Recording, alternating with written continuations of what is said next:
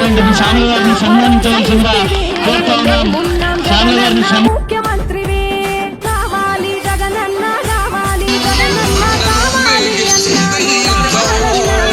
ఆంధ్రప్రదేశ్ తలరాత మారాలన్నా కావాలి అన్నా నువ్వు రావాలన్నా ఆంధ్రప్రదేశ్ తలరాత మారాలన్నా. ఈరోజు మన యాదగిరిగుట్ట పట్టణంలో ఆంధ్రప్రదేశ్ మాజీ ముఖ్యమంత్రి వర్యులు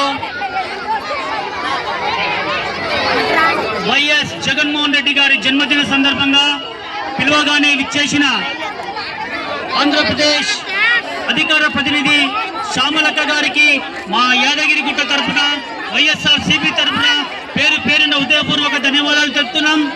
అదేవిధంగా ఈ జన్మదిన సందర్భంగా అక్క గారికి ఎన్నో షెడ్యూల్ యాదగిరిగుట్టకు ప్రత్యేకంగా వచ్చినందుకు మా యాదగిరిగుట్ట తరఫున వైఎస్ఆర్సీపీ తరఫున ధన్యవాదాలు చెప్తున్నాం.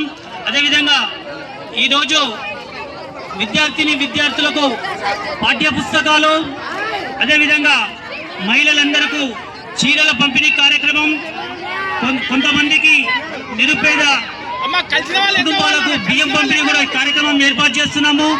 ఈరోజు మన రాజశేఖర రెడ్డి గారు కన్న కలలన్నీ జగన్మోహన్ రెడ్డి గారి ద్వారా నెరవేరుస్తాయి.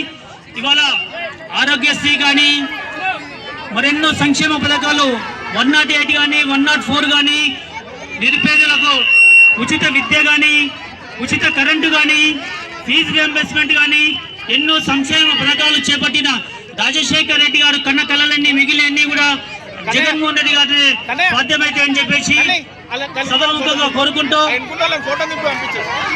ఈరోజు ముఖ్య అతిథిగా విచ్చేసిన మా రాష్ట్ర అధ్యక్షుల వారు శ్రీమతి శ్యామల గారు మాట్లాడవలసిందిగా, వారి యొక్క అమూల్యమైన సందేశం ఇవ్వవలసిందిగా కోరుచున్నాం. మాట్లాడండి. గోపి